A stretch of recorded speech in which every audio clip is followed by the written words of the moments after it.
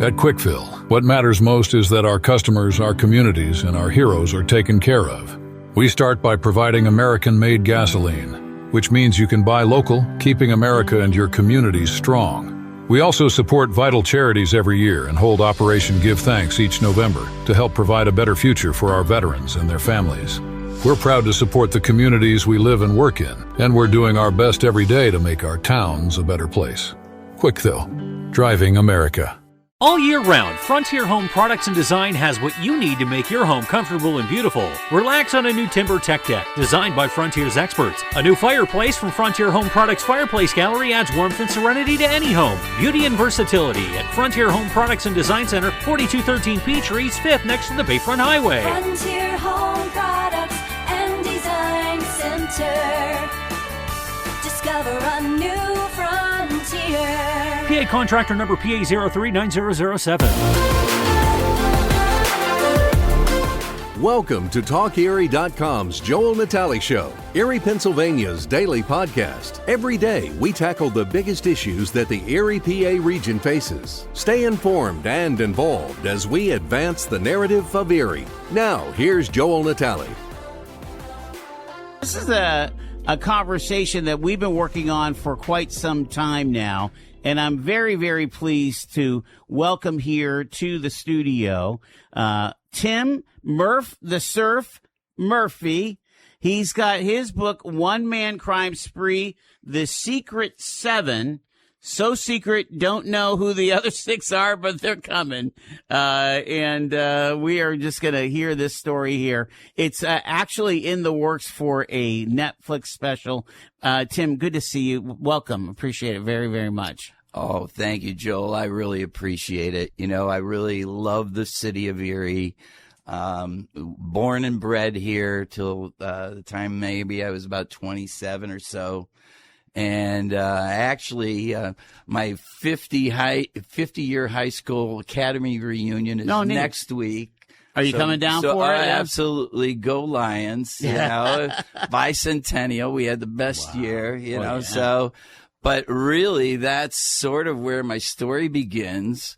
In 1976, sitting in Academy High School, 2 months away from trying to graduate by the skin of my teeth, and sitting in class, it comes over the PA system, is Tim Murphy in that classroom? Well, send him down. Principal Don DiNardo, who knew me quite well and my family. And I came I'm like, oh man, what did I do now? And I come walking down to his office and I peek in, and my grandmother is sitting there. Now, my grandmother has no parental rights to me whatsoever, should not be there. And she sees me and she goes, yep, that's him, and I need him right now.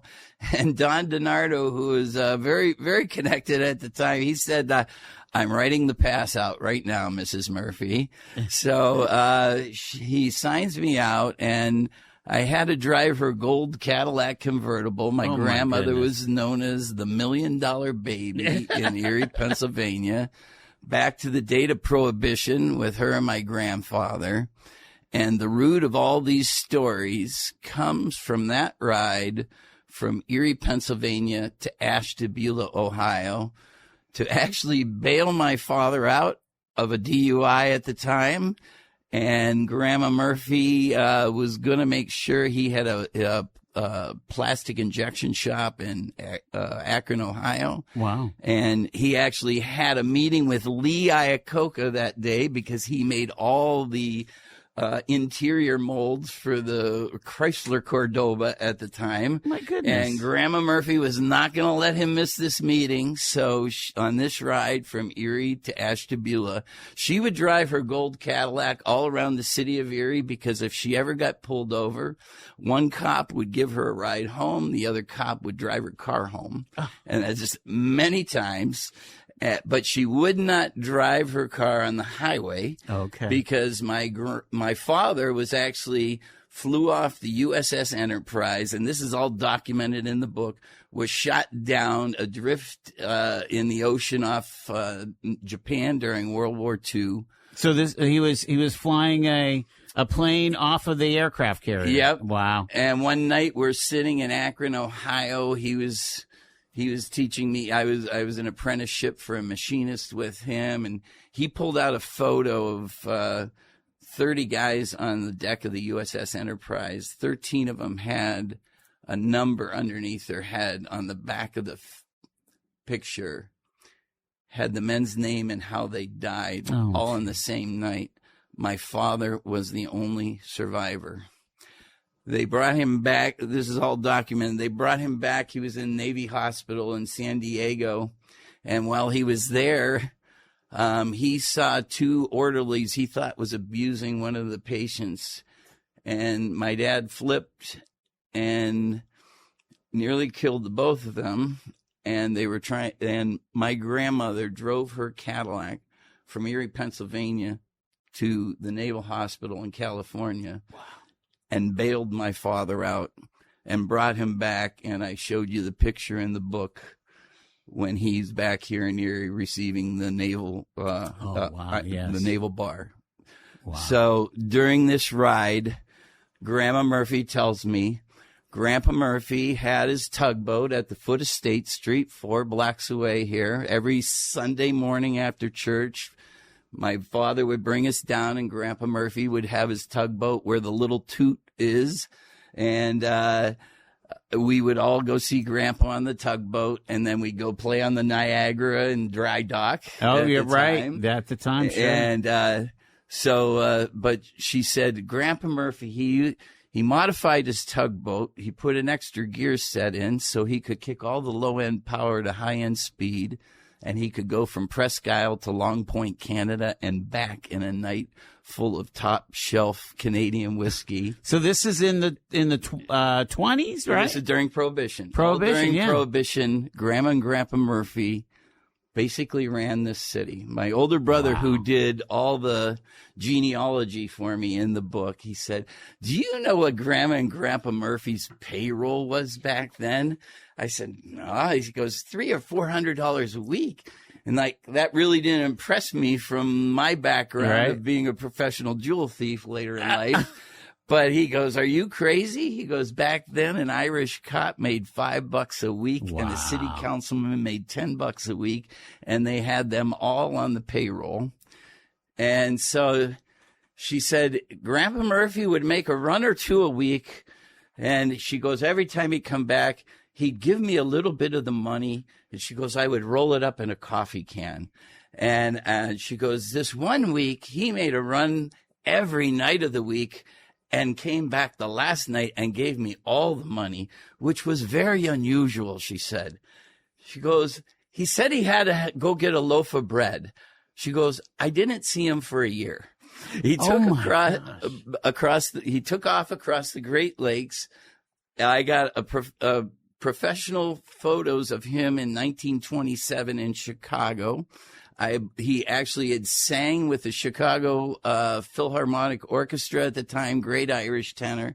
But I believe Al Capone brought him to modify his tugboats. Oh, my goodness. So that's an incredible story. Yeah. So she says a year later, she's walking up State Street, a block away from her. She's walking by the corner of 4th and State, which used to be a speakeasy. She said she hears an Irish minstrel playing piano and singing Irish tunes. She recognizes his voice instantly. She goes, no, this is a day and age when a respectable woman wouldn't be caught dead in a place like this. I marched right in and dragged him out by his ear. She goes, she's dragging him out. She said she dragged him across Perry Square. An Irish cop hears the commotion, comes upon them, and says, oh, I see you have things well in hand tonight, Mrs. Murphy. So you'll be going home tonight, eh, Daddy? Because they both had him on the payroll. Wow. She said she brought him home, and a year later, my father was born. And but through this, I graduated by the skin of my teeth in 1976. Yeah. She passed away in 1979. Wow. During that 3-year period, at least half a dozen times I went up to her. I said, hey, Graham, Could I borrow some money? She goes, don't tell your father. She would reach behind picture frames, out of underneath carpets, out from pillow cushions. She would pull out brand new $100 bill, 1927 issue. Oh, my goodness. Silver certificates, never been bent because she rolled her money in coffee cans. True story. Those bills are worth 10 grand a piece today. Yeah. I would get an ounce of dope and a keg of beer and throw a kegger up at Academy. Wow. Oh my God. True story. Amazing. I want to kind of time this correctly. So I'm feeling like maybe this is a good moment to take the break and see what's the next, season, post high school for you. Let's pick up where you left off here. You graduated in 76 from Academy High School. Those, when you were 18, those were pretty, big times for you, including right up to your grandmother's funeral in 79, right? Correct. And, when my grandmother passed, at her funeral, every Irish hoodlum, Italian mafioso, Irish cop, and city councilman was at her funeral. And I'm standing at her casket, and I hear a voice behind me say, "Oh, I love the old gal." And I turn around, and there's this man I'd known maybe since 10 years old or so, friend of the family. I'm just going to call him JR for here. But he was a mastermind, master thief, genius. And he knew I was an 18-year-old kid doing stupid kid stuff. Yeah. And he goes to me, "Kid, I don't recommend this for a lifetime." He goes, "But if you're going to do this, you're going to do this right." He goes, "Until they got these, kid, my fingerprints." Yes. He goes, "You're a virgin." He goes, "Until they got these, you belong to me." He goes, "Monday morning, I need a driver. You come over to my house and drive my Cadillac for me," because my high school job here in Erie was I worked at the limousine rental right across the street from my mother's house and watched 13 Cadillac limousines and hearse. And many of my friends from Academy will attest to the fact of me borrowing a limousine every now and then and taking 9 or 10 of my best friends out for a ride. So, he said, "You come and pick me up." I ended up driving him from coast to coast for almost 7 years. Is that right? He used to say, "Wake me up in Pittsburgh, wake me up in Cleveland, wake me up in Buffalo, wake me up in Chicago, wake me up in Detroit." And I would. And he was a master thief. And he was notorious. And he was from Lackawanna, New York originally. He got so notorious in the Buffalo area, he had to move to Erie, Pennsylvania. He taught me. I got so notorious, I had to move up to Buffalo. Explain to listeners, and again, I think you get a little bit of this from Judge Apollo's book, about the Ash Wednesday. There was a significant crime undertow in the 70s and 80s in Erie. I don't think we can relate to that in 2026. You really can. It was a different world, and you could not do what we did back then. But going back to the time of Prohibition, Erie was declared a neutral city between Pittsburgh, Cleveland, and Buffalo, basically 100 miles away from both. And the agreement was if any one city tried to come and take over, the other two would come against it. And that's why Erie was always sort of a laissez-faire, but the most control was out of the Magadino families, out of Niagara Falls and Buffalo. And that's who JR was associated with. And he was originally sent down here to make sure all the gambling receipts got kicked up. And numbers games. Oh, numbers, everything. This was a rolling little city. And the other side of this city was if you ever got too hot in any of those cities, you would come to Erie to lay low because it was a lay low city and you had a great beach, and you would not believe the number of people that stayed. Is it the Richmond or Richford Hotel? Yeah. Right. You would not believe the notorious people that stayed in that hotel over the years. Like right here across the street. Absolutely. I mean, this little stretch of State Street is incredible, the history that came on it, you know? Yeah. Again, going back to books, right? I think it was Judge Brabender talked about, this being Skid Row and the stabbings behind our buildings. Oh, yeah. I mean, Erie was a rough and tumble little town back then. Yeah. Believe me, you had to hold your own. All right. So, just, as a kid, as an 18, 19-year-old kid, you're like, what? This is a job. I'm just getting a job. Well, you know what? The real turning point in my life, I was always a little bit smarter than the average bear, and maybe too smart for my own good. But really, my goal was I was going to go in the Navy, and before I went in the Navy, my brother told me, he goes, "What you want to do is you want to be a postman." I said, "A postman?" He goes, "Yeah, because when you're on ship, you not only control the mail, you control the paychecks." He goes, electricians make sure your air conditioning works. Cooks serve you steaks, believe me. And you could do 20 years in the Navy, retire. I was going to go in at 17, retire at 37. And then you could come back, and if you return to your same zip code, if there was anybody in the post office that had less than 20 years seniority, you could bump them. Wow. And you could do another 20 years in the post office and retire at 57. You could be a double dipper for, right. But I wanted to be a postman, and when they sat down and I'm signing that, they shipped me up to Buffalo, I'm ready to sign the papers. And I said, I want to be a postman. They go, but you qualified in the top 2 percentile of all people that take this test. You qualify for the nuclear program, and they wanted me to take, they wanted me to commit to 6 years in the nuclear program, Well, 2 years of that was in a sub, and I didn't think I could do 2 years in a confined space. Yeah. Well, the county of Erie and the state of New York taught me otherwise, because I am a 3-time career felon in 2 different states. Wow. And I did not go to college till I went to, I did 32 credits in Attica, pulled a perfect 4.0. Wow. And one of my professors says, you better test this guy. And they ended up segregating me from general population because they didn't want me teaching them anything. But I was taught by one of the best. JR was one of the best safecrackers in the United States throughout the 60s, 70s, 80s, and 90s. Wow.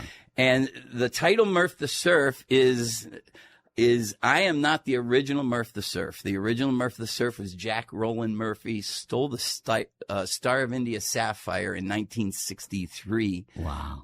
But JR was in Rikers Island with the original Murph the Surf. And one night, JR and I were doing a score here. We were robbing a tool to drill a safe the next night. And we're going in, and he said, oh, don't worry, there's no alarms in here. And I go in, and I see some wires. I know there's an alarm. Make a long story short, did not go as planned. Right. But I got the magnetic base bucks drill that I needed. And when I came in, I started cursing at JR, and he was just laughing his butt off at me, And he goes, you know what, kid? He goes, you're the new Murph the Surf. He goes, I was in with the original Murph the Surf. He goes, you're the new Murph the Surf. So that's how I got the title. Right. Yeah. And One Man Crime Spree actually comes from Judge Penny Wolfgang when she sentenced me to Attica the 3rd time. I was sentenced here twice in Erie, and I decided it was time to leave then. But she was sentencing me, and she looked at my FBI jacket, and she said, Mr. Murphy, on paper, you appear to be a one-man crime spree. Wow. I hope you brought your toothbrush with you today, Mr. Murphy, because you're going to be needing it where I'm sending you. Wow. 3.5, 7 to Attica. Well, I was going to say, was that the only state time that you did? Yes, in New did York county State. time here. County time here. I decided it was real easy being a big fish in a small pond, and it was time to get out of Dodge. And that was before they built the new jail. Oh, right? yeah. Oh, yeah. Yeah, this was attached to the courthouse. Oh, yeah. Yeah, Oh, definitely. my God. Looking for amazing finds and incredible deals? Visit Erie City Mission Thrift today. From stylish clothes and shoes to quality furniture and home goods, you'll discover something new each time while changing lives right here in Erie. It's shopping that feels good and does good. Come see us in Erie and Girard. Erie City Mission Thrift. Thrift with a purpose. From baggage claim to pajamas in 10 minutes. Erie International Airport. Fly with ERI.com. Fly Erie International Airport to Charlotte on American Airlines, your nonstop gateway to the world. Also, we have Breeze Airways flying nonstop to Orlando and Tampa, Florida. A great low-cost carrier providing excellent service to the regional community. Fly Erie International for your travel needs. Fly with ERI.com. Get paid to drive. Start a new career behind the wheel at the EMTA. If you are looking for a high-paying and rewarding career with full benefits and paid training, stop by or apply online today with the EMTA. Plus, EMTA riders can now enjoy free Wi-Fi on new, clean, and environmentally friendly buses to travel all over Erie County. Visit ridethee.com for more information. Get on board EMTA. Get on board EMTA. Get Again, you're just this young kid. That's what kills me, Tim, is, 18, 19, 20, 21. Those are the formative years. Were you strong? Like, did you? You know what? I never thought of myself as a tough kid. You know what I mean? Like I said, I was a little bit sharper than most. And believe me, I went looking for the life because didn't have the greatest of childhoods. So went looking for something else, and I found it. And believe me, these people don't go looking for you. You got to be looking for it. But then if they see something, they take you under your wing. And as I said, JR was one of the best safe crackers. The last thing he went to prison for was masterminding a $3.2 million armored car robbery. 1982, Royal Oak, Michigan, outside of Detroit. They actually pulled it off? Oh, they pulled it off. And they got away with the money for a couple years, but then the money was gone. Yeah. I don't know who they were. I didn't know those days, but it was a heck of a summer, Joel. Yeah. And I was just along for the ride. And that was the original name of the book. Right, just along for the ride. Along for the ride. That might be too much of blaming somebody else. Right, exactly. As opposed to what the judge called. Exactly. And believe me, Joel, I take full accountability for everything I've done for my life. Yeah. But I'll tell you what, I don't regret anything in my life. We never really hurt people financially, but never, but I believe everything in my life was necessary because I met my late wife while I was in prison, and she was coming and visiting me for months before she told me she had a little boy. And she said, he's a special little boy. I said, oh, they're all special. She goes, no, he's very special. He's 4 years old. He's got cerebral palsy. He's in a wheelchair. And I said, well, where is he? She goes, don't worry. He's at home watching TV. I said, you get home and take care of it. She goes, don't worry. He's being very well taken care of. I said, I want to meet him. She goes, well, how are we going to do that in there? Here. And JR always used to say, kid, you're a thinker. That's why you're on the team. He goes, in 2 weeks, the European American Committee in the Joint, which was the New York City Italian Dago boys that I was tied up with, had control of the prison yard to throw an Italian-American Day picnic in the Joint. I said, you bring them up to that. And she brought him up and rolled him in the prison yard. And I picked him up. And when I picked him up out of the chair, I said, "How are you guys making it?" She goes, "Well, we're really not." I started paying her rent from in the joint. Wow. But me and my son do evangelize. I have spoken in churches over the years, telling my life story and stuff. But we recently, like last November, spoke in our home church back in Lakeview, New York. And he blew me away because he's very intelligent. And I had the microphone, and he said, "I knew when you lifted me out of that chair, you were going to be my dad." Wow. I said, "I'm glad you did, because I didn't know. But let me tell you, God has a sense of humor." Yeah. "Oh, you think you're a tough guy, Murph the Surf? Yeah. Try this on for 40 years. Wow. And really, that's the only reason I flew under the radar for 40 years, created a total legal career as a control systems engineer for Dunlop Tire, General Motors Corporation, Delphi Corporation. So how long was, like, when you say the one-man crime spree, when did that judge hand that down? And what did you do that got you caught, I guess? It was really my life of crime was probably less than 10 years. Okay. You know, it That's was still quite a bit of time. Yeah, the 70s and 80s. Yeah. You know what I mean? And because you could not do what we did, because I learned alarm systems, I learned scanners. Wow. But what I was trying to get out of Erie, and I got caught up in Buffalo, New York, with a hot car wired with a police radio into the power of the car, which made it a felony. I had a 25 automatic with a barrel threaded for a silencer. They didn't like that too much. Mm-mm. And so they decided to make an example of me. Well, I deserved it. You know what I mean? But really, I'll tell you what, Joel, I can tell you this honestly. Prison saved my life. Yeah. Because not only did I do all this, I ran a lot of drugs. I say sometimes when I speak in churches, I've got a mansion in my left arm. I've got a Rolls Royce in my right arm, tens of thousands of dollars in my veins. Yeah. And but for the grace of God do I live. Wow. And that is the truth, because but for that, I would be dead or doing life. And but for that young man who I still take care of now, he's 45 years old.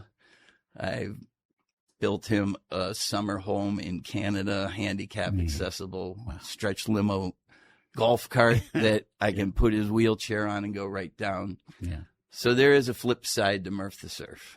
I just help me with this. We talk a lot about, the prison system and re-entry.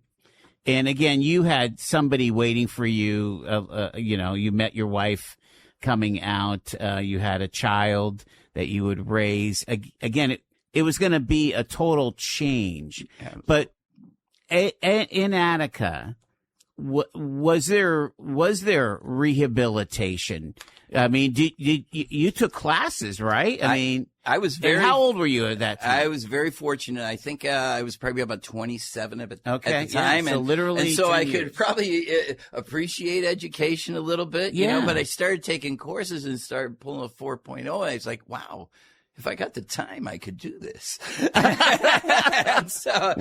So I started doing it, and I'm truly grateful for it. And then when I got out, I ended up getting a 2-year degree for robotics and automation, which this is 1986. It was really on the leading edge. Yes. I was at the right time at the right place. Ended up getting hired into Dunlop Tire Corporation as a electrical engineer with only a 2-year degree. But I knew servo motors, I knew PLCs, I knew programming. And they said they didn't care what my degree was. They go, you knew what they needed to know. Yes. And all of us Murphys, our God-given talent we are self-made engineers. We can take anything apart, fix anything, figure kind of right anything down out. to Granddad souping up the boat. Absolutely. Wow. He figured that he engineered an extra gear train in there. And Grandma Murphy was the brains of the operation. Yeah. Believe me. Wow. If she came in and sat in a bar here on State Street, you better have a BV and Coke sitting on the rail before she sat on that stool, or the owner would hear about it, and she had them all on speed dial. And of course, I didn't have cell phones. Right. That's so incredible. And so literally, you walked.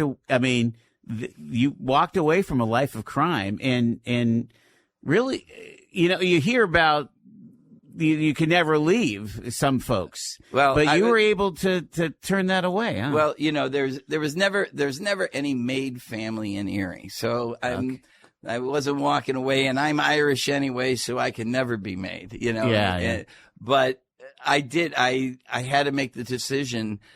I knew if I returned to Erie, Pennsylvania, I would have hit the revolving door. Okay. And I did not. So you changed venue. Yeah, exactly. Yeah. And like I said, it's easy to be a big fish in a small pond here. I had to go up to Buffalo, with a little bit bigger pond. Mm-hmm. And Wow. I had all of JR's old connections. And that was really the reason I always had a guy. Wow. And a lot of people think the life is all about the money, but let me tell you the truth of it. It's all about favors. You never want to owe anybody a favor because you don't know what they're going to call in. And that was a lesson taught to me by my grandmother. She said, you know what? If you can ever give anybody a hand up in life and you can afford it, she goes, do it. And she goes, never call in that loan until you really need it. And she goes, but always leave them with this: take care of your family. And she goes, believe me, they'll worry about that money a lot more than you do. Wow. She's telling me these things at 8, 9 years old. Oh my gosh. Yeah. And why I was special to my grandma was on Sundays we would come down and do the boat, and then we'd go back. She lived on 415 German Street. Wow. And we would all go. There were 7 Murphys. There were 3 cousins, and Grandpa Murphy would always give us a dime to run down to the corner store and get a bag of candy. You could get a little paper bag full of candy. Yeah, for a dime. Yeah, for a dime. And one Sunday I went down to the corner store, and I only got a nickel's worth of candy, and I got the nickel change. And I came back, and I went up to my grandma. I said, Grandma, you never get any candy. I said, and I handed her that nickel. You would not have believed that nickel went right up on a plaque in the kitchen, taped up there. And I mean, she rubbed it into my brothers and sisters because this is my Timmy does for me, you know? And so I really believe that's why she shared some of these stories. Yeah. Although my oldest brother, Jack, knew some of the stories also. And he was, like I said, he was very helpful with the genealogy in the book. Tim Murphy's with us, Murph the Surf. What was the hardest chapter to write of the book? What was the most either emotional or just you didn't want to go there as much? I struggle with a number of chapters because I did not want to hurt people. Yeah. And nobody ever did a minute of time. I never opened my mouth. I was offered the Federal Witness Protection Program right down here in Erie County Jail. Wow. They came in first. JR got caught for, they nabbed him for the armored car robbery, and they brought him in, and he needed $500,000 bail, and so he needed $50,000 cash, and I was going to get it tonight. We always had something in the works, and I made the mistake of doing something with a partner I'd never done before, and ended up, this is out of town, and went through a concrete block wall to get past the alarm system, was burned through a steel door and burning the safe. And first thing I hear is, come on out, we have you surrounded. And I was listening, no warning from my partner. I went out the back door. I run up a hill almost 75 feet going straight up, and I hear chuk, chuk. Unmistakable sound of a 12-gauge shotgun will get your attention. And I hit the deck, and I said, well, if he ain't shooting, I'm running.